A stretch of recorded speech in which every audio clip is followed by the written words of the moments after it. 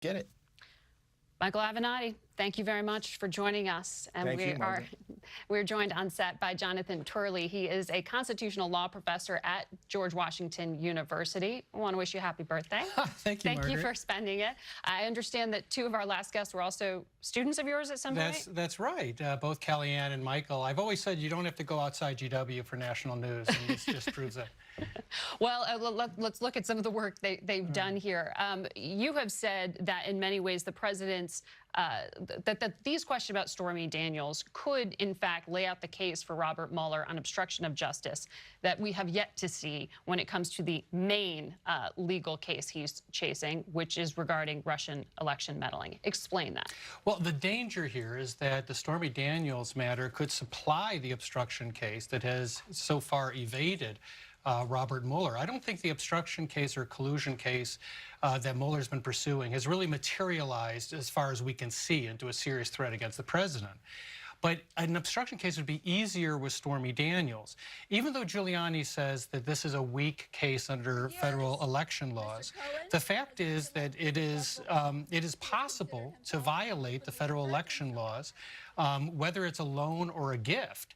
And the threat is not the actual crime, because this is something that's not normally charged criminally. What Giuliani's referring to is the irrespective test under the FEC, that if there was another reason for the payment, it's not a violation of the FEC.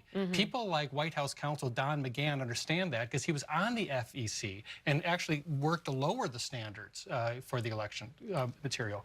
The danger is there's an investigation in the field out of New York. So if the president is accused... That's the case involving Michael Cohen. That's right. And that search warrant specifically referred to this matter. So if the president's accused of influencing witnesses, withholding documents, encouraging people to give false information, all of that would be an easier obstruction case because you don't have all of the use of presidential authority that you have, for example, with firing James Comey. That's tough because he's using an inherent power.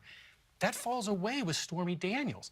It is possible that a porn star could take down a president if the president's not cautious. That's quite something for, I think, many viewers to get their head around here. But Rudy Giuliani said this morning that the president's legal team would not have to comply with a subpoena, and they continue to argue that a sitting president cannot be indicted. Is that accurate legal analysis? Well, he doesn't have to comply with the subpoena any more than anyone else does. He just has to be willing to pay the consequences. The fact is, the law in this area generally favors Mueller. If he wants to fight the subpoena, he'll be using the same arguments used by Richard Nixon and Bill Clinton. Those did not turn out well. So Mueller likely would prevail on the issue of forcing him into a subpoena. I happen to believe that the president can be indicted while in office. I don't believe there's a strong constitutional argument that people have put forward that the president's somehow immune. What bothers me is that the framers talked about a great deal of their concern of giving too much power to the president.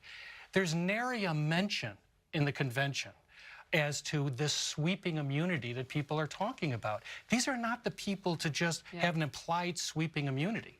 Would you just button up for our viewers? Kellyanne Conway mentioned this judge in the Eastern District of Virginia who has accused Robert Mueller of overreach. How did you understand these comments in the past few days? Because the White House thinks it strengthens their argument that all of this is a witch hunt. Well, I think that the White House has a good point and a not so good point on this. First of all, Judge Alice's comments really surprised many people in the bar. He was really talking about motivation instead of the issue of the mandate. And usually judges don't get into that. The fact is, this mandate is largely defined by Rosenstein, and Rosenstein approved these counts. Where they have a good argument is I see no principled reason why Rosenstein gave the Cohen case to New York, but approved the Manafort case, except that it made political sense. I think it was strategic. There's no reason legally why those two cases were treated so differently.